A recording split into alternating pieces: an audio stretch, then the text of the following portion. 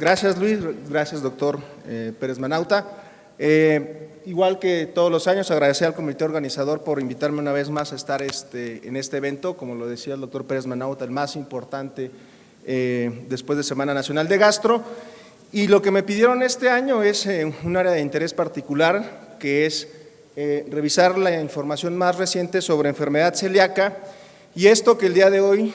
llamamos como trastornos relacionados con el gluten. Creo que esto es algo que pareciera que se está poniendo de moda nuevamente. Sin embargo, cuando revisamos qué ha pasado con el espectro de estos trastornos desde hace más de 20 años, los trastornos allí están. El gran problema es la gran confusión que está causando los medios de comunicación o el acceso a la información que tienen los pacientes, donde pareciera ser que todo lo relacionado con el gluten es enfermedad celíaca. Y es muy importante recalcar que el día de hoy, dentro de estos trastornos relacionados con el gluten, por lo menos hay tres entidades características. La primera, que es la enfermedad celíaca, es la que sabemos que tenemos muy clara su fisiopatología, es una enfermedad autoinmune, hay una predisposición genética, conocemos exactamente el espectro de esta enfermedad y sabemos que el gran reto con estos pacientes a lo largo de la historia ha sido el diagnóstico temprano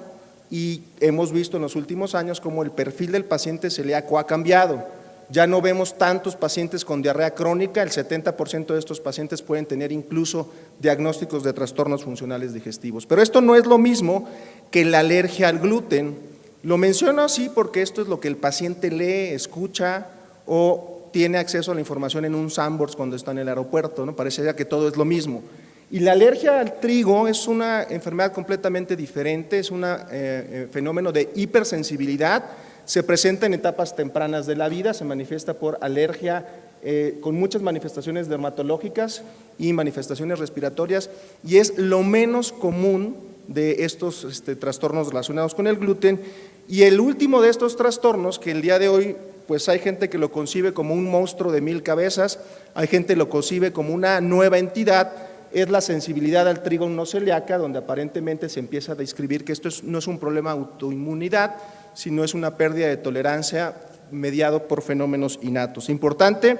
recalcar que se conoce más o menos bien la epidemiología de esto y sabemos que la prevalencia mundial de enfermedad celíaca puede estar variando entre el 0.9 y el 1.2, el 1.5 de la población general. Esto está demostrado en países de alta prevalencia, pero en países de no tan alta prevalencia como lo pensábamos hace 15 o 20 años, como pudiera ser México, Latinoamérica e incluso Asia. La alergia al gluten es muy poco común, es menos del 0.1%. Cuando un paciente llegue con ustedes y les diga que él se hizo el diagnóstico de alergia alimentaria, eso es muy poco probable. Y aparentemente lo que pudiera ser más prevalente es esto, que es la sensibilidad al gluten no celíaca, donde hasta el 6% de la población pudiera tener esta enfermedad o esta entidad que es meramente sintomática. Ojo, 35% de la población general, 15% de la población general cuando consume trigo o alguna harina puede tener síntomas y eso no lo diagnosticamos o no lo deberíamos de catalogar como ni celíaco, ni alérgico, ni sensible al gluten, probablemente son los FODMAPs. Lo que les voy a mostrar en esta primera parte desde el punto de vista epidemiológico son tres trabajos que me parecen importantes respecto a qué es lo que hay afuera, qué es lo que están haciendo los pacientes cuando se autodiagnostican. Y este primero es un estudio donde se evaluaron 15 regiones del mundo a través de una herramienta por internet, que ahora es la forma pareciera más accesible de hacer estudios epidemiológicos con muchos sesgos, donde a través de un sitio web se encuestaron a 12,346 sujetos, de los cuales se les encuestaba cuál era su diagnóstico y por qué consultaban en internet este diagnóstico y qué hacían al respecto. Curiosamente, lo que más hay en la red, o los que más consultan por internet son los pacientes que tienen enfermedad celíaca, pero hay un 30% de sujetos que tienen aparentemente sensibilidad al gluten no celíaco. Y lo que resultó interesante en esto es, Alberto Rubio tiene un aforismo que dice: los celíacos no quieren ser celíacos y los sensibles al gluten quieren ser celíacos, y entonces acceden a la internet y hacen muchas estrategias inapropiadas que cuando llegan con nosotros nos impiden el diagnóstico. Estos pacientes, por ejemplo, vean si se evalúa la población, en dónde se hicieron estas encuestas, vean cómo en Argentina lo más frecuente es que sean pacientes que tienen enfermedad celíaca. O sea, desde el punto de vista epidemiológico, el grupo argentino es muy meticuloso en establecer estos diagnósticos y la sensibilidad al gluten no celíaca es muy rara en Argentina, pero vean lo que pasa en Estados Unidos, en Alemania o en Holanda, donde aparentemente el 30% de los pacientes son sensibles al gluten. Y esto puede llevar a conductas que pueden ser incluso inapropiadas y conferir riesgo de desnutrición, como por ejemplo en esta misma encuesta se pregunta a los pacientes con enfermedad celíaca y a los pacientes con sensibilidad al gluten si aparte del gluten excluyen algún otro alimento. Por lo menos el 20% de los que creen que son sensibles al gluten excluyen al menos otro alimento y hasta el 22% dos o más alimentos, y habitualmente es huevo, es soya, es proteína, sin ninguna evidencia científica. Esto nos tiene que pues poner en alerta con nuestros pacientes mexicanos que llegan ya diagnosticados con esto. Y esto vean cómo cambia de acuerdo a la parte del mundo donde se evalúa. Hay otro estudio, me parece también muy importante porque esto es lo que está pasando en México, que lo presenta el grupo Alberto Rubio de la Clínica Mayo, que es la crecida y la caída del diagnóstico de enfermedad celíaca en el condado de Olmsted, en Minnesota, donde tienen muy bien evaluados durante más o menos 60 años todos los pacientes con enfermedad celíaca. Ellos presentan que para 1980 la incidencia era de 1 en 100,000, que en el 2010 alcanza a prácticamente 30 en 100,000, y es cuando empezamos a ver toda esta serie de resultados del grupo de la Clínica Mayo, donde empezamos a juzgar, es que es un centro de referencia, es que están sesgados, es que ellos tienen todas las metodologías. Sí, puede ser, pero empieza a decaer y para el año 2016 la incidencia es de 10 en 100,000. ¿Por qué lo menciono? Porque de repente cuando leemos estudios epidemiológicos queremos hacer analogías con nuestro país. No, es que está aumentando la enfermedad celíaca, o es que ahora hay mejores métodos diagnósticos, es que es una epidemia por el procesamiento de los alimentos. Realmente lo que está ahí epidemiológicamente también es susceptible de sesgos y, por ejemplo, ellos explican que este fenómeno de boom de los últimos 5 años fue pues probablemente por una detección dirigida que ellos hicieron en esa comunidad. Y les presento otro trabajo epidemiológico que me parece también bien interesante al respecto, donde hace un par de años, en un metaanálisis en Estados Unidos, todos los estudios de enfermedad celíaca apuntaban a que era una enfermedad predominantemente de individuos caucásicos. Incluso hay una editorial que el doctor Uscanga recordará, nosotros discutimos esto con Alberto, el decir, bueno, es que hay algo ahí. Y en este estudio, que es muy pequeñito pero muy importante, esto es la prevalencia de enfermedad celíaca en un hospital en el Bronx, en Nueva York, que nada más atiende a pacientes afroamericanos e hispanos. Y en esa muestra muy seleccionada, estos autores detectan que, pues, aunque a Trump no le guste, Estados Unidos está compuesto de una comunidad muy variable y que en ese hospital, en Estados Unidos, el 80% de los pacientes celíacos son hispanos. Ojo, nuevamente reitero que esta cuestión de la epidemiología está susceptible a muchos sesgos. Y lo comento porque en México, estudios que se han hecho desde hace más de 15 años, nuestra prevalencia real de enfermedad celíaca no ha cambiado mucho entre el 0.6 y el 0.8% de la población, y creo que esto es importante de destacarlo, ¿no? Tenemos que seguir buscando el diagnóstico oportuno de la enfermedad celíaca y va a ser muy difícil conocer la epidemiología exacta de México, ¿no? Respecto a factores de riesgo y asociaciones, creo que esto también es importante con respecto a lo que les platicaba en la introducción.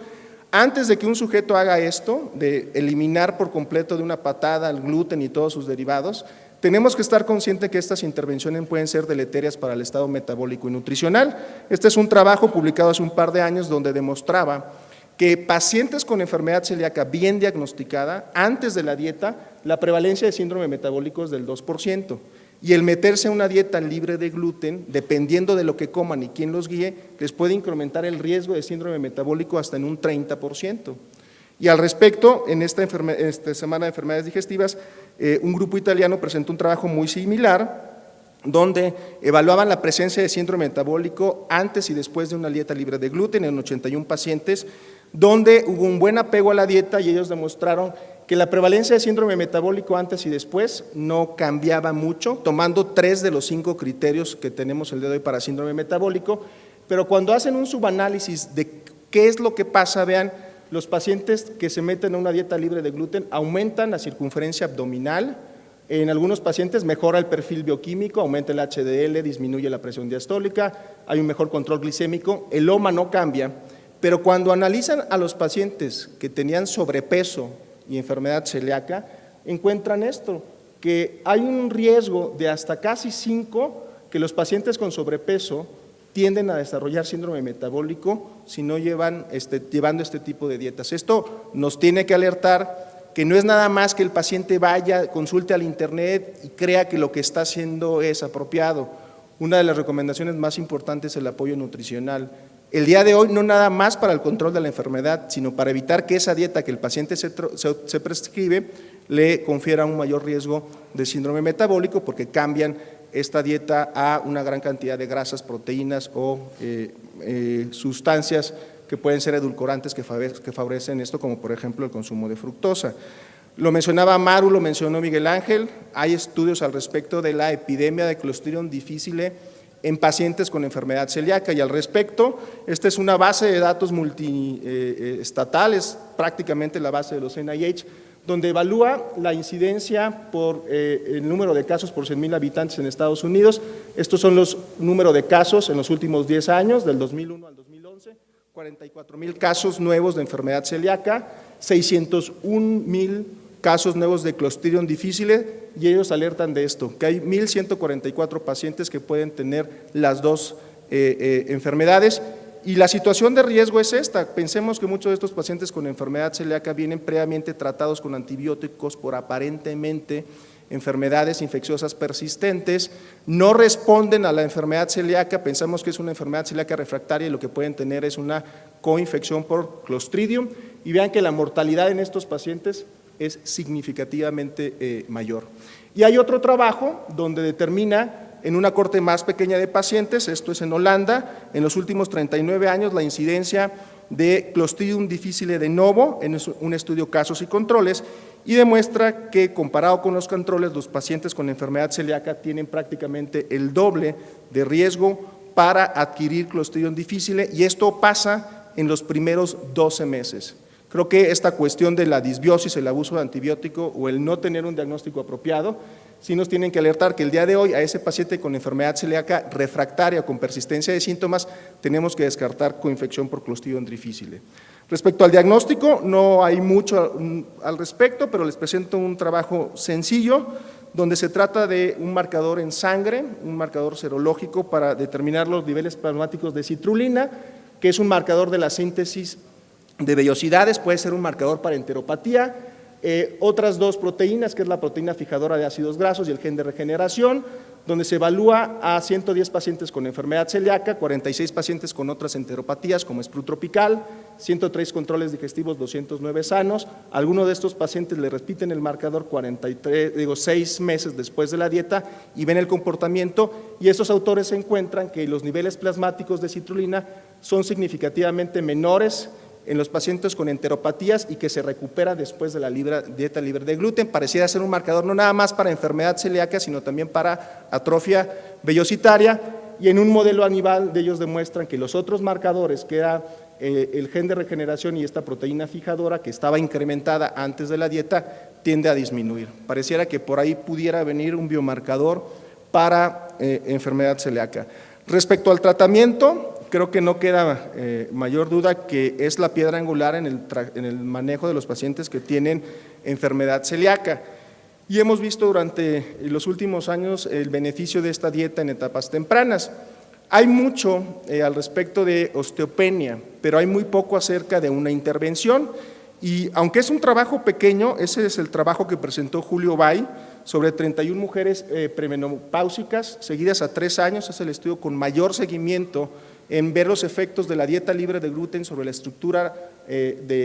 ósea, tanto a nivel trabecular como a nivel cortical, y ellos demuestran que prácticamente todos los parámetros, la micro y la macroestructura del hueso mejora siempre y cuando el paciente lleve una dieta libre de gluten, y esto no nada más va en relación con el calcio, sino que incluso demuestran mejoría significativa en los niveles de vitamina D y el índice de masa corporal. Creo que esto es una medida que ya la buscamos, pero que de repente se nos olvida que tenemos que hacer un seguimiento al respecto de una forma regular. Y finalmente, 3 trabajos que me parecen bien importantes, que es sobre síntomas refractarios o persistentes. Hace 10 años pensábamos que la refractariedad nos llevaba a dar un inmunosupresor porque el paciente tenía una enfermedad celíaca refractaria. El día de hoy la enfermedad celíaca refractaria sigue siendo muy poco prevalente, hay otras causas. Y vean en este trabajo donde se evalúa una cohorte de pacientes adultos y pediátricos para ver cuáles son los predictores de pobre respuesta a una dieta sin gluten. El síntoma que peor responde es el estreñimiento. 10 a 15% de los pacientes con enfermedad celíaca el día de hoy llegan por distensión y estreñimiento. Los niños responden mejor que los adultos y esto creo que es algo que hemos insistido mucho en que un diagnóstico temprano va a hacer que el sujeto lleve con mejor apego la dieta a lo largo de su vida y que la duración prolongada de síntomas, el género femenino, la ausencia de antecedentes familiares, o sea, que el paciente sea el caso índice y la poca adherencia a la dieta es lo que explica esta persistencia de los síntomas, o sea, como que hay un perfil de paciente que puede fallar más. Este otro estudio, y me parece también muy importante, aunque son pocos pacientes, es un análisis multidimensional donde el grupo argentino siguen a 36 pacientes durante 2 años. De estos 36 pacientes, 19% persistían, 19 pacientes persistieron con síntomas a pesar de una dieta libre de gluten y evalúan serologías, evalúan adherencia a la dieta y evalúan consumo de FODMAPs y no encuentran ninguna diferencia entre que el persiste con síntomas y el que no tiene síntomas. No es por contaminación cruzada, o sea, los anticuerpos son negativos, no es porque no estén siguiendo la dieta y no es porque estén tomando más FODMAPs. Él dice que esto se puede deber a disbiosis y microbiota, probablemente habrá que ver más al respecto, pero sí pensar en que ese paciente que falla no necesariamente se trata de un caso refractario. Y este último trabajo me parece bien interesante porque es un trabajo que lo evalúa desde la perspectiva de la atrofia de vellosidades. Evalúan a 1.345 celíacos con síntomas persistentes que solamente el 40% tenía atrofia de vellosidades. Ellos evalúan varios parámetros y ellos demuestran, por ejemplo, que el tener dolor y distensión abdominal, la probabilidad de atrofia es menor. O sea, los síntomas no van de la mano con la lesión histológica. Pero lo que es muy importante es que ellos encuentran que el uso de IBPs, de AINES, de sertralina, de amitriptilina, confiere un riesgo. No es muy alto, pero esa pudiera ser la causa de la atrofia y no necesariamente una enfermedad refractaria. Concluyen que los síntomas no predicen lesión histológica y que en esos pacientes que están fallando tenemos que considerar otros medicamentos y esto es más común que la enfermedad refractaria. Y finalmente, este es un trabajo, me parece interesante, sobre una intervención terapéutica para los pacientes que tienen sensibilidad al gluten no celíaca. Es la administración de una enzima que es la prolilindroproteasa derivada de Aspergillus niger, se le da a sujetos comparando placebo y 2 concentraciones con una sonda nasoyeyunal. A los pacientes se les da a comer un par de galletas con una concentración alta de gluten y se mide las concentraciones de gluten y pareciera que esta proteína degrada mejor el gluten incluso antes de entrar al duodeno. Vean las diferencias en concentraciones con la endoproteasa y en el placebo y que pudiera ser a lo mejor una intervención terapéutica para los pacientes que tienen los síntomas asociados, no para la enfermedad celíaca, sino para los sensibles al gluten. Con esto concluyo lo siguiente: la epidemiología de la enfermedad celíaca y los trastornos relacionados sigue cambiando, existen muchos sesgos y probablemente no estén reflejando la realidad.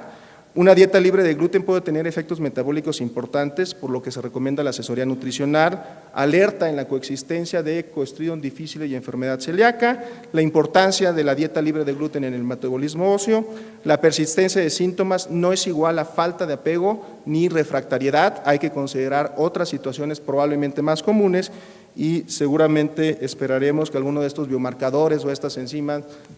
pudieran ser útiles para el tratamiento de algunos pacientes más adelante. Muchas gracias por su atención.